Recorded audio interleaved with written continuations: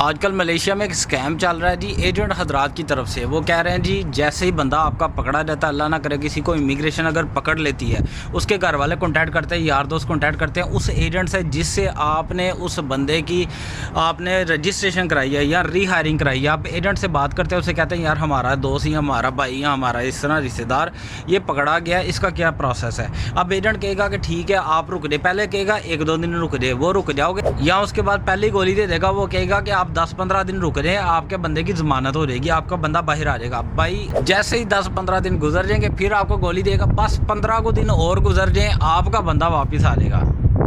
तो मेरा भाई ये एक बड़ी फिल्म है, बहुत बड़ी फिल्म है। उसकी वजह ये है कि जैसे ही आपका बंदा अगर अल्लाह ना करे किसी का भाई दोस्त या रिश्तेदार पकड़ा जाता है, तो उसमें ये होता है कि उसका वो प्रोसेस स्टार्ट होना शुरू हो जाता है, जो कि उसका जेल का प्रोसेस है। उसका सारा ट्रायल कंप्लीट होना शुरू हो जाता है, वो जज के आगे भी पेश होता है। वो आपको एजेंट भी यही कहेगा जी आज पेशी है, 15 दिन बाद पेशी है, आपके बंदे का फैसला हो जाएगा। फैसला क्या होगा कि वो 15 दिन बाद या 10 दिन बाद जो बंदे की पेशी है उसके अंदर वो जज के आगे पेश होगा।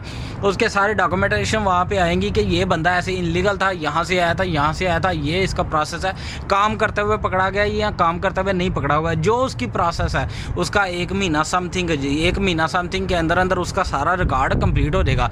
जब बंदा खुद अपने रिश्तेदारों से कॉन्टैक्ट करेगा और कहेगा कि भाई मैं फलां जगह और फलां जेल में हूँ, आप मेरे लिए ये टिकट करा दो, तो मेरा भाई यहाँ पे एजेंट का कोई कमाल नहीं है। यहाँ पे इस तरह भी होता है कि बहुत सारे वकील आपसे पैसे ले लेते, कहते हैं आपका बंदा बाहर निकलवाते हैं। बंदा कोई नहीं बाहर निकलना होता है, वो जो बंदा जितनी देर में उन्होंने बाहर निकालना उतनी देर में वो बंदे का प्रोसेस कंप्लीट हो चुका होता है। तो बंदे ने खुद नेचुरली खुद भी तो बाहर आना है।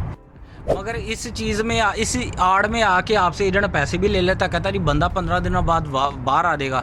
वो बंदा 15 दिन बाद बाहर नहीं आ रहा, असल में वो प्रोसेस के अंदर जो प्रोसेस था उस प्रोसेस को कंप्लीट किया उस बंदे ने, और वो बंदा अंदर ही था, वो कंप्लीट प्रोसेस करके फिर बाहर आ रहा है। वो बाहर भी मलेशिया में नहीं आ रहा, वो बाहर अपने कंट्री जा रहा है, ब्लैक लिस्ट हो के जा रहा है। तो ये चीज़ है कि लोग नहीं बताते हैं, सिर्फ पैसे ले लेते हैं। बहुत सारे वकील भी पैसे ले लेते हैं कि जी आपका बंदा इस तरह बाहर आ जाएगा।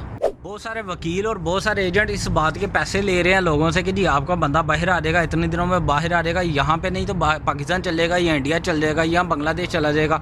आपसे पैसे ले लिए जाते हैं, बंदा आपका बाहर नहीं आता। बंदा आपका उसी वक्त बाहर आता है जब उसका ट्रायल कंप्लीट होता है। वो चाहे अब जज की मर्जी है और इस केस की मर्जी है, ये कन्फर्म नहीं है कि 1 महीना 15 दिन या 21 दिन बाद बंदे ने बाहर आना है। ये डिपेंड करता है कि जज कितनी सज़ा देता है, ये डिपेंड करता है कि उसका प्रोसेस कितनी देर का, जितनी देर का प्रोसेस उसके बाद उसने नेचुरली बाहर आना ही आना है। उसने खुद बहुत बाहर आना है, उसने खुद आपसे कॉन्टैक्ट करना है कि भाई मैं फलां जेल के अंदर हूँ, मुझे टिकट करा दे। और ये टिकट के हवाले से मैं आपको एक और बात बता दूँ, किसी एजेंट को पैसे देने की ज़रूरत नहीं है, किसी टेंशन लेने की ज़रूरत नहीं, ना पाकिस्तान ना इंडिया ना बांग्लादेश से आपने टिकट करानी है। आपने क्या करना है, कॉन्टैक्ट उसने जैसे किया उसने उसी से वक्त आप उससे पूछ लो भाई टिकट कहाँ पर करवाएं, टिकट के लिए किसी को पैसे दें, किसी का अकाउंट सेंड कर दो या फिर बता दो कि किधर टिकट देनी है। अगर वो नहीं जानता तो वो आप अपनी एम्बेसी से रब्ता करें, पाकिस्तानी बंदा तो पाकिस्तानी एम्बेसी से रब्ता करें, जहाँ का बंदा उस एम्बेसी से रब्ता करें। उस एम्बेसी में उनसे कहेंगे जी हम टिकट के लिए पे करते हैं, ये बंदे का आईडी कार्ड है,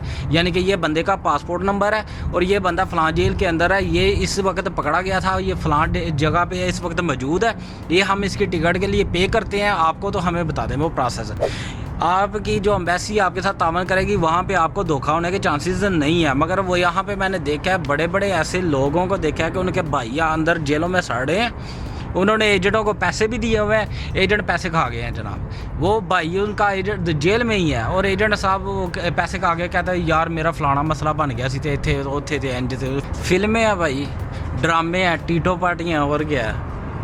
तो आपने इन चीज़ों से दूर रहना है, इन स्कैम से दूर रहना है, इन चीज़ों से हट के रहिएगा। पहली बात यह है कि अपने आप को लीगल रखो, रीहायरिंग के चक्करों में ना पड़ो। रीहायरिंग के चक्कर में पड़ा हुआ था, रात का एक बंदे का मैसेज मुझे बार बार आ रहे थे, यार मेरे भाई ने रीहायरिंग कराई हुई, आप रीहायरिंग चेक कर देंगे। मैंने एजेंट से बात किया, उसने कहा रीहायरिंग हो गई है, टेंशन ना ले, बॉस जाके छुड़ा लेंगे। मेरा भाई बॉस तो वहाँ पे करीब भी नहीं आते हैं। जब पुलिस पकड़ती है ना रीहायरिंग के अंदर, शायद उनको समझ ना आए तो वो तो आपको छोड़ दें, इमिग्रेशन नहीं छोड़ती, रीहायरिंग के ऊपर इमिग्रेशन नहीं छोड़ती है, और बॉस बूस कोई पीछे नहीं जाता है। उसकी वजह यह है कि जो तुम लीगल ही नहीं है, थोड़े फिंगर ही नहीं लगे, जब आपके फिंगर ही नहीं लगे आप लीगल ही नहीं, आपकी कोई डॉक्यूमेंटेशन ही नहीं बनी हुई है। रीहायरिंग का क्या है, मेरे दादाजी फोत हो गए हुए हैं, आज उनके मैं रीहायरिंग करा लूँ, उनके पासपोर्ट के ऊपर रीहायरिंग हो जाएगी। रीहायरिंग तो किसी की भी हो सकती है मेरा भाई।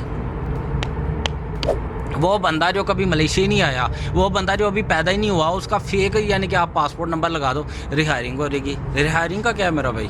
अभी रिहायरिंग करवा के अगर आप लीगल होते हैं तो हम लोग जो इधर उधर के लोग हैं ये 4000 5000 रिंगट लगा के अपने परमिट रिन्यू करवाते हैं, तो ये परमिट कैंसिल करवा देते हैं, रिहायरिंग करवा के बैठ जाते हैं, पूरा साल मौज करो।